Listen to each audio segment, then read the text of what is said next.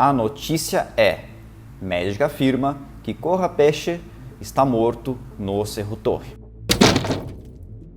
Bom, galera, vocês já devem ter ouvido falar do Cerro Torre, uma enigmática montanha de 3.128 metros, localizada na Patagônia, Argentina, junto com um conjunto de montanhas que tem essa característica de ser torres de granito, extremamente inclinadas e técnicas, que já há muito tempo, né, são montanhas ali que fazem parte, né, da história do montanhismo mundial. O próprio Cerro Torre, na década de 50, era tido como uma montanha impossível de ser escalada. Existe uma história que faz parte, né, num capítulo da história do montanhismo, que ocorreu na conquista dessa montanha. A gente tem aqui um texto sobre isso lá no portal do Alta Montanha.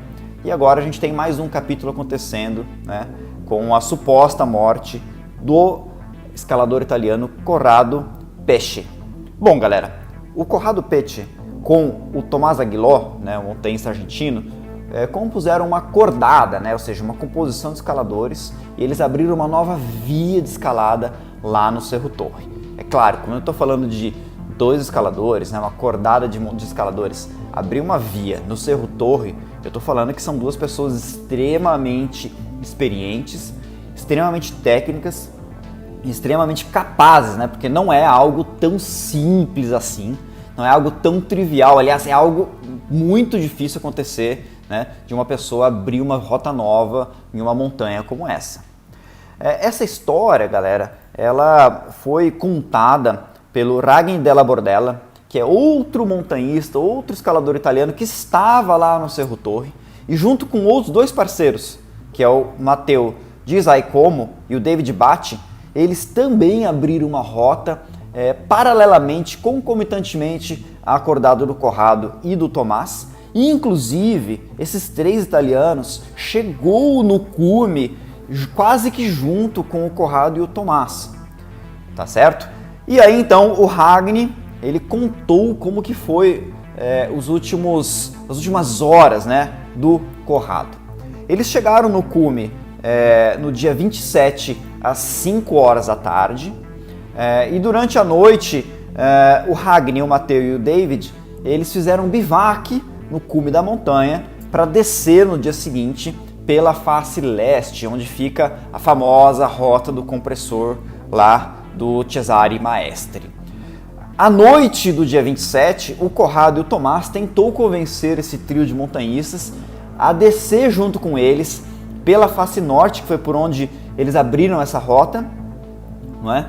E eles queriam descer pela face norte exatamente porque à noite, né, quando eles era o plano original deles, é o momento mais frio do dia e é quando você tem menor chance de ter uma avalanche, tá certo?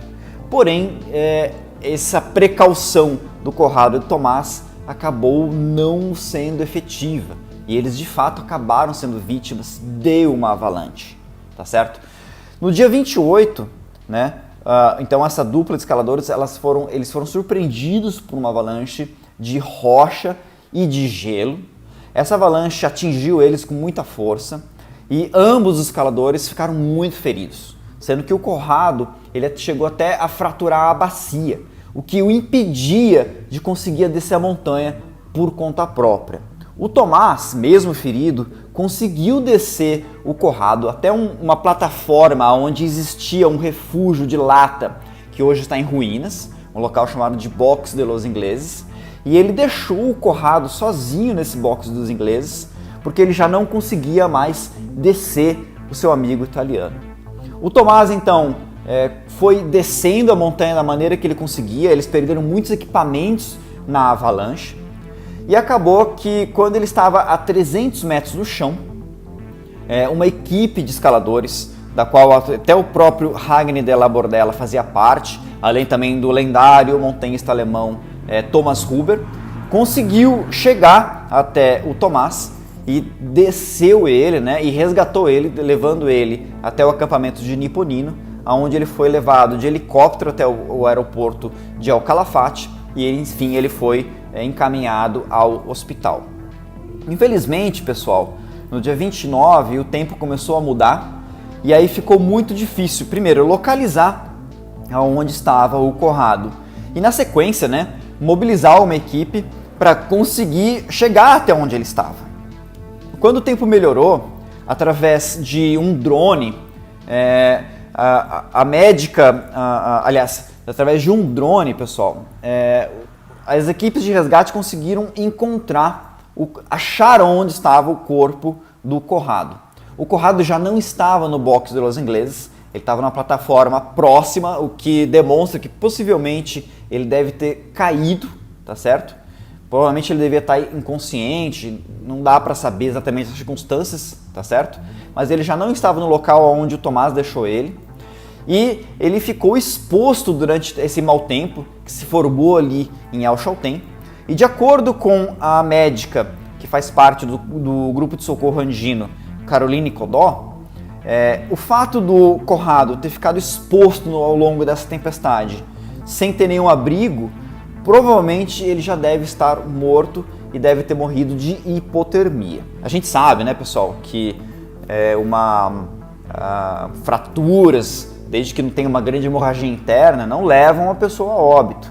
Mas do jeito que o corpo do Corrado foi avistado pelo drone, né, desprotegido, né, ele provavelmente deve ter morrido de hipotermia. A gente fala deve ter morrido, mas de acordo com a própria Carolina, né, o corpo dele, quer dizer, o próprio Corrado, né, naquela situação imóvel, do jeito que ele está desprotegido, ele já deve estar com certeza morto. É muito difícil alguém conseguir fazer a remoção de um corpo no local onde ele está, tá certo? E aí esse caso, ele lembra bastante do caso do Bernardo Colares, que faleceu no começo de 2011 no Fitzroy, que é uma montanha vizinha do Cerro Torre. E inclusive o próprio Colares, ele sofreu uma queda, ele fraturou também a bacia e ficou impossibilitado de conseguir descer a montanha e inclusive depois as equipes de resgate não conseguiram chegar até ele. Infelizmente o corpo do Bernardo ainda nem sequer foi localizado. E a gente não sabe qual vai ser o desfecho, né, dessa história do Corrado. O Corrado, ele era um montanhista muito talentoso, ele tinha 41 anos de idade e desde os 18 anos de idade ele morava aqui, ó, na base do Mont Blanc, em Chamonix, na França. Ele era um escalador extremamente experiente, extremamente talentoso, já tinha histórias de escaladas muito comprometedoras na Patagônia, no Himalaia e nos próprios Alpes, onde ele havia conquistado vias e escalado vias, repetido vias de muita dificuldade técnica, né? E é uma pena que ele venha a falecer tão jovem, de uma maneira tão trágica, numa montanha como é o Cerro Torre, e durante a descida, né, da conquista de uma via de escalada que certamente eu colocaria o nome dele entre os nomes mais conhecidos ali das escaladas patagônicas, tá certo? Bom, galera, felizmente mais uma notícia triste, né? A segundo óbito nesse ano de 2022, ali na região de El Chaltén, na Patagônia Argentina. E é isso. Esse foi mais A Notícia e fique ligado no portal Alta Montanha para você ver mais notícias e acompanhar os fatos e as notícias do meio do montanhismo brasileiro e mundial. Um grande abraço e até a próxima.